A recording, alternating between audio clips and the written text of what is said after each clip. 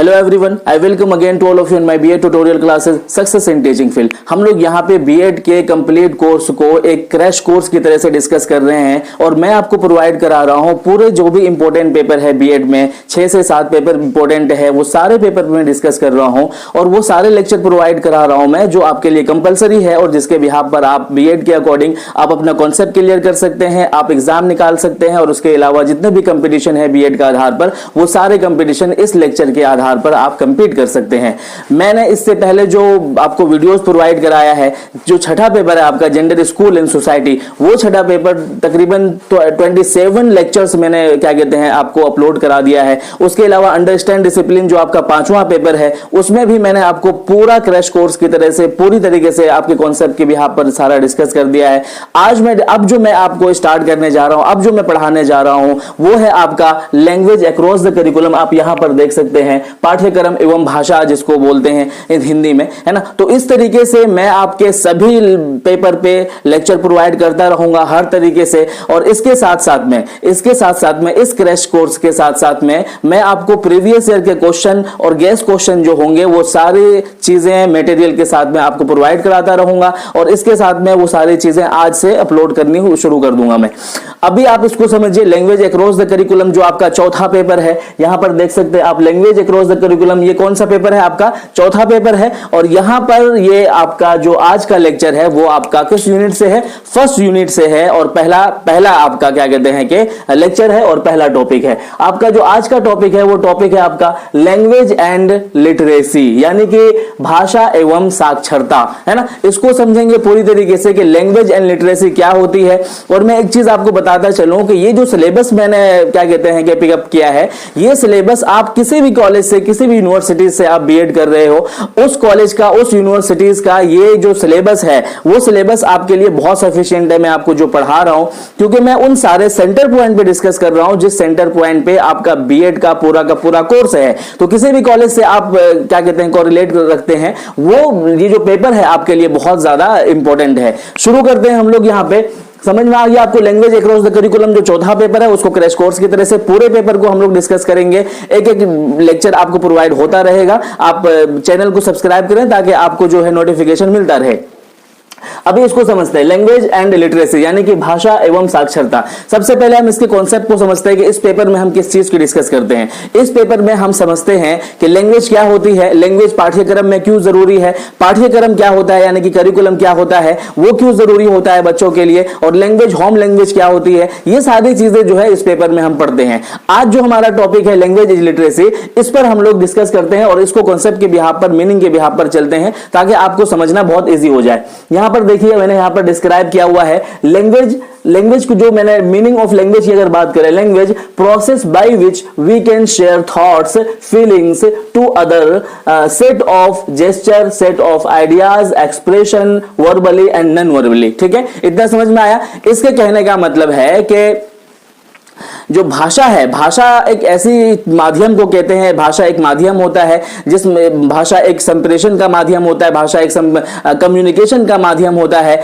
जिसके माध्यम से हम क्या करते हैं, जिसके माध्यम से हम अपने जो है इच्छाओं को, यानी कि अपनी जो जिज्ञासा है, अपनी जो क्यूरियोसिटी है उसको क्या करते हैं, व्यक्त करते हैं एक दूसरे के साथ में, अब क्या कहते हैं इच्छाओं को। और उसके बाद में क्या करते हैं, दूसरी कॉन्फिडेंस को, थॉट्स को, सारी चीजों को, फीलिंग्स को, यहां पर देख सकते हैं आप फीलिंग्स को, है ना, वर्बली भी करते हैं यानी कि रिटन वे में भी करते हैं, जेस्चर वे में भी करते हैं और क्या करते हैं ऑरल वे में भी हम क्या करते हैं, इसको क्या अभिव्यक्त करते हैं। ठीक है, एक दूसरे के साथ में शेयर करते हैं। अभी आप समझिए कि यहां पर इसका जो ओरिजिन है, ये जो आपका लैंग्वेज है, ओरिजिन ऑफ लैंग्वेज को समझिए कि ये किस तरीके से इसका जो उत्पत्ति हुआ है। ये आप सभी जानते हैं कि भाषा का जो उत्पत्ति हुआ है वो हुआ है आपका संस्कृत लैंग्वेज से, और संस्कृत लैंग्वेज से इसका जो उत्पत्ति हुआ है और उसका जो मतलब है, उसका जो भाषा का जो अर्थ लिया जाता है संस्कृत में, व्याक्ताया वाची के माने में लिया जाता है, व्याक्ताया वाची के माने में लिया जाता है इसका संस्कृत में। अगर भाषा को हम बांटे बांटेंगे तो हम दो लेवल पे उसको बांट सकते हैं। एक होता है नेरो लेवल और दूसरा होता है एक्सटेंसिव। नेरो मतलब जो होता है बहुत ज्यादा शॉर्ट लेवल बोल सकते हैं इसको, एक्सटेंसिव होता है ब्रॉड लेवल पर। नेरो लेवल पर जो बात होती है भाषा में वो सिर्फ शब्द के आधार पर, वर्ड के आधार पर बात होती है, और एक्सटेंसिव लेवल पर जो बात होती है वो होता है आपकी जितनी मात्राएं हैं, जितने वर्ड है, जितनी मीनिंग है, जितनी ग्रामर है, इन सारी चीजों पर जब बात होती है तो उसको क्या बोलेंगे, एक्सटेंसिव लेवल। और एक शिक्षक जो होता है उसको यह माना जाता है कि वो जब अपने भाषा को पढ़ाए तो वो एक्सटेंसिव लेवल पर जाकर के बच्चों को पढ़ाए। ठीक है, अब ये चीज आपको समझ में आ गया कि भाषा क्या होता है ना। भाषा की समझने के बाद में आपने समझ लिया कि इसको दो वे में इसका जो उत्पत्ति हुआ है वो किस तरीके से संस्कृत से, और फिर इस वर्ड इसको किस माने में लिया जाता है, इसको क्या कहते हैं, वैयक्ता वाचे के माने में लिया जाता है, जो संस्कृत का एक वर्ड है। अब ये इसको बांटा जाता है दो वर्ड में, इसी तरीके से आप लिखेंगे भी। अब ये समझिए कि इसमें इसके जो कैरेक्टरिस्टिक्स ऑफ लैंग्वेज, ठीक है, ये जो पॉइंट है, नेक्स्ट पॉइंट है आपका कैरेक्टरिस्टिक्स ऑफ लैंग्वेज है, यानी कि इसको हिंदी में भी समझिए। हिंदी वाले बच्चों को बहुत परेशानी होती है, इसलिए मैंने डिसाइड किया है कि हिंदी और इंग्लिश दोनों में ये लेक्चर रहेगा। Characteristics of language, characteristics of language को हिंदी में क्या कहेंगे, यानी कि भाषा की विशेषताएं क्या क्या होती है। भाषा की जो विशेषताएं होती है, पहला आपका होगा फोनेम। ठीक है, आप क्या कहते हैं, फोनेम। फोनेम आप किस तरीके से समझ सकते हैं, फोनेम जो होता है, जो साउंड है, यानी कि जो आवाज है, आवाज की जो सबसे छोटी इकाई होती है उसको क्या हम बोलते हैं, उसको हम फोनेम बोलते हैं। दूसरा जो इसका विशेषता होता है वो होता है सेंटेक्स। सेंटेक्स को क्या बोलते हैं, जब बच्चा जो है उसको व्याकरण को यूज करते हुए, ग्रामर को यूज करते हुए उसको एक्सप्रेस करता है, संप्रेषण करता है, तो उसको क्या बोलते हैं, सेंटेक्स बोलते हैं। सिमेंटिक किसको बोलते हैं, सिमेंटिक यानी कि जब जो है बच्चा अर्थ को समझने लगता है, अर्थ के बिहाफ पर यानी मीनिंग के बिहाफ पर सारी चीजें बोलने लगता है, समझाने लगता है, होने लगता है, तो उसको क्या बोलते हैं, सिमेंटिक बोलते हैं। स्टाइलिश सिस्टम जो है लास्ट वाला, जो इसका जो है कैरेक्टरिस्टिक्स है, स्टाइलिश सिस्टम में क्या होता है, शैली व्यवस्था का जो एक गुण होता है। सपोज दैट कि आप कोई भी वर्ड लिखते हो या फिर कोई चीजें लिखते हो, तो अगर ये जो फॉर्मल नॉन फॉर्मल वाली बात होती है वो शैली सिस्टम में ही बात आती है।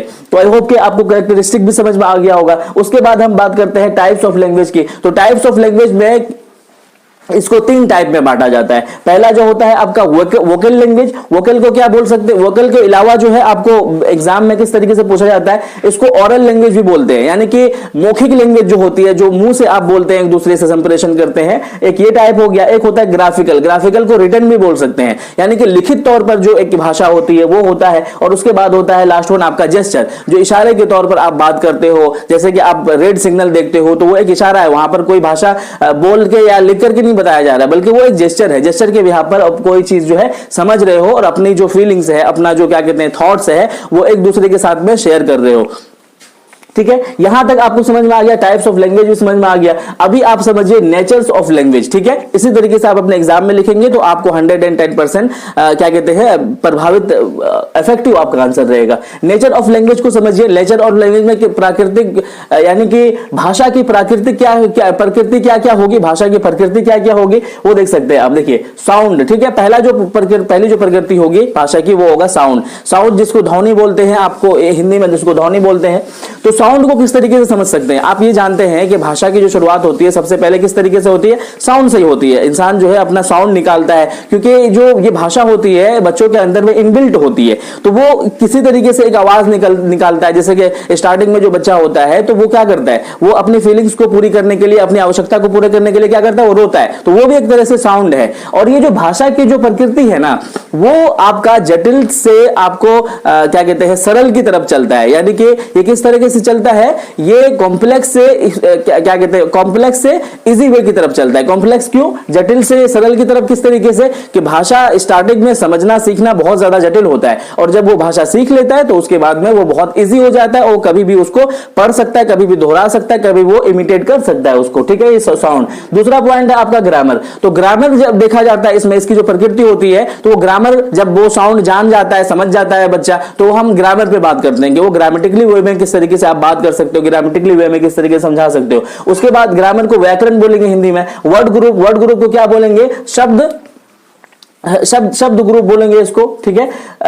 और शब्द में क्या आता है, जिस तरीके से एक शब्द हो गया, दूसरा शब्द हो गया, इस दो शब्दों को मिला करके जो बोला जाता है, तो ये शब्द ग्रुप की जो रचनाएं होती है वो उसके बाद में डिस्कस करते हैं। उसके बाद आता है आपका सेंटेंस, यानी कि शब्द को शब्द से मिला करके जब पूरी बात कही जाती है तो उसको सेंटेंस बोला जाता है। उसके बाद में आता है सब्जेक्ट एंड लिटरेसी। सब्जेक्ट यानी कि सब्जेक्ट एंड लिटरेसी, जैसे कि आपने कोई चीज सीख लिया, आपने भाषा सीख लिया, अब भाषा को जो एक उच्च लेवल होता है, एक literature, not literacy, this is A literature, ठीक है। भाषा का जो एक उच्च लेवल होता है, जहां पर व्याकरण की बात होती है, जहां पर सिस्टमैटिक की बात होती है, जहां पर क्या कहते हैं सारे रूल्स एंड रेगुलेशन की बात होती है, तो जो उच्च लेवल होता है, सबसे हायर लेवल होता है, वो होता है आपका लिटरेचर। यहां तक आपको समझ में आया, नेचर ऑफ लैंग्वेज आपको समझ में आ गया। अब हम समझते हैं क्वालिटीज ऑफ लैंग्वेज।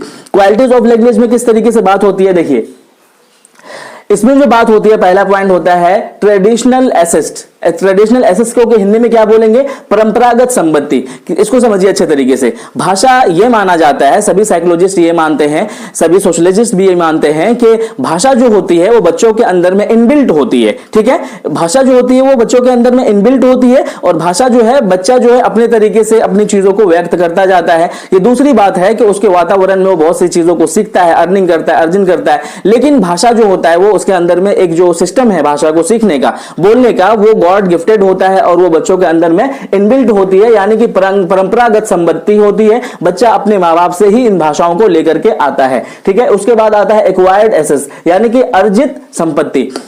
भाषा क्या है आपका, भाषा एक इनबिल्ट भी है और भाषा जो है दूसरा जो है अर्जित भी है, यानी कि एक्वायर भी की जाती है। जिस तरीके से सपोज दैट कि आपके अंदर में भाषा को बोलने का, सीखने का, समझने का क्या है, ये क्या कहते हैं, क्वालिटीज तो है, लेकिन उसको अर्जन भी करना पड़ता है। जैसे कि आप किसी फैमिली में आप पैदा हुए, उसके बाद में वो डिपेंड करता है कि आप किस वातावरण में रहते हो, किस एनवायरमेंट में रहते हो, तो वो एनवायरमेंट की जो भाषा है वो क्या करते हो, एक्वायर करते हो। उसके बाद है आपका डेवलपिंग एंड चेंजिंग, यानी कि विकास और परिवर्तन। भाषा एक तरीके से हमेशा से क्या होता है, डेवलप करता रहता है। स्टार्टिंग में बच्चा 2 वर्ड बोलता है, फिर 6 वर्ड बोलता है, फिर 8 वर्ड, फिर इस तरीके से पूरा सेंटेंस बोलता है। और इसी तरीके से ये डेवलप के साथ साथ में चेंजिंग भी है, क्योंकि भाषा जो होता है वो सोसाइटी के भी हाथ पर होता है। सोसाइटी जिस तरीके से डेवलप करता है, जिस तरीके से हमारी सोसाइटी पहले क्या थी, हम संस्कृत बोला करते थे, हम हिंदी बोला करते थे, आज जो ये डेवलप करके क्या हुआ, एक्सचेंज हो गया है। तो एक्सचेंज होने के यहाँ पर क्या करते हैं, इंग्लिश ज्यादा प्रेफर करते हैं, तो ये एक्सचेंजिंग भी है। सोशल फंड यानी कि हम सोसाइटी को भाषा के अंदर में फॉलो करते हैं। हमारी सोसाइटी जिस तरीके से होती है,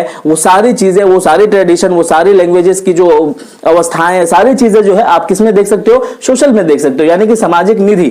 develop from simple to complex, ये सिंपल टू कॉम्प्लेक्स चलती है। उसके बाद है आपका अर्निंग बाय इमिटेशन। इमिटेशन को क्या बोलते हैं हिंदी में इमिटेशन को अनुकरण बोलते हैं, ठीक है। तो अनुकरण करना यानी कि बच्चा जो है अपने फैमिली से, अपने लोगों से, अपने सोसाइटी से, अपने समाज से भाषा को क्या करता है, अनुकरण करता है, इमिटेट करता है, यानी कि नकल करता है, और नकल के तरीके से वो भाषा को सीखता है। यहां तक आपको भाषा समझ में आ गया। यानी कि भाषा में कितनी चीजें अप्लाई होती है, भाषा में 4 से 6 चीजें अप्लाई होती है। कौन कौन सी, जैसे कि भाषा में क्या होता है, सुनने की क्षमता होती है, बोलने की क्षमता होती है, पढ़ने की क्षमता होती है, समझने की क्षमता होती है ना। तो ये सेट ऑफ जेस्चर होता है, ये सारी चीजें भाषा में अप्लाई किया जाता है। अब आप समझिए कि लिटरेसी क्या होती है, ठीक है। साक्षरता जिसे बोलेंगे हिंदी में, साक्षरता क्या होती है, साक्षरता में किन किन चीजों को लिखा जा सकता है, समझा जा सकता है, उसको समझिए। पहले इसके डेफिनेशन को समझते हैं, साक्षरता के डेफिनेशन को। Ability to reading, writing and counting, ठीक है। इस साक्षरता के मतलब में यह कहा जाता है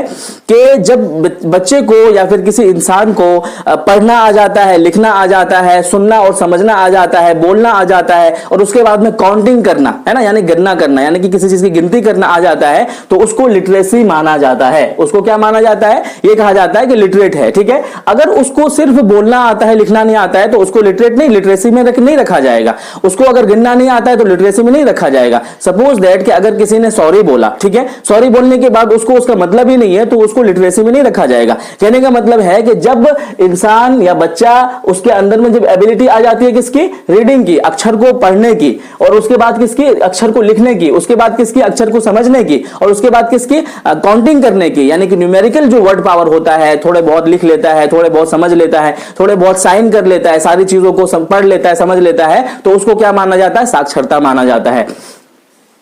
तो इसमें यह देखा जाता है, इसमें अब आप ये समझिए, आपको लिटरेसी समझ में आ गया, लैंग्वेज समझ में आ गया, अब ये समझिए कि इसके एग्जाम में क्वेश्चन किस तरीके से बनाए जाते हैं, एग्जाम में किस तरीके से क्वेश्चन पूछे जाते हैं वो समझिए। देखिए difference between language and literacy, language और लिटरेसी के बीच में डिफरेंस क्या है, ठीक है। अभी आप इसमें क्या लिखेंगे कि लैंग्वेज जो होता है वो क्या होता है, ये एक क्या ये होता है थॉट्स को शेयर करना, फीलिंग्स को शेयर करना, संप्रेषण करने का एक माध्यम होता है, कम्युनिकेट करने का एक लैंग्वेज माध्यम होता है। और उसी लैंग्वेज को जब इंसान बच्चा सीख लेता है, रिटन करना, स्पीकिंग करना, बोलना, राइटिंग करना, काउंटिंग करना, ये सारी चीजें सब सीख लेता है तो ये एक दूसरे से कोरिलेट हो जाता है। कहने का मतलब है कि ये बात करता है, क्या कहते हैं, सीखने पे, ज्ञान पर बात करता है, और ये बात करता है किस पर, अपनी भावनाओं को एक दूसरे तक पहुंचाने पर। ये बात आ गई, इसमें डिफरेंस क्या क्या है। उसके बाद ये क्वेश्चन पूछा जाता है शॉर्ट नोट्स में, बहुत बार मैंने देखा है कि relationship between language and literacy, language और लिटरेसी के बीच में क्या रिलेशनशिप है। तो आप अच्छी तरीके से बता सकते हो कि लैंग्वेज और लिटरेसी के बीच में बहुत बड़ा संबंध है, बहुत बड़ा रिलेशनशिप है। किस तरीके से बड़ा रिलेशनशिप है कि अगर बच्चे को लैंग्वेज नहीं आएगी, या बोलना या सुनना या समझना या क्या कहते हैं काउंटिंग करना अगर नहीं आएगा, तो उसको लिटरेसी नहीं आएगी। जब उसको बोलना आ जाएगा, उसको समझना आ जाएगा, रिटन करना आ जाएगा, काउंटिंग करना आ जाएगा, तो उसको वो लिटरेट भी हो रहा है, वो लिटरेसी भी उसके अंदर में आ रही है। तो ये बात, ये था क्या क्या कहते हैं इसके साथ में संबंध, यानी कि इस तरीके से क्वेश्चन पूछा जाता है। आई होप कि ये आपको समझ में आया होगा। किसी तरह की क्वेरीज होगी तो आप वीडियोस में जरूर पूछेगा कमेंट सेक्शन में। Thank you so much video देखने के लिए।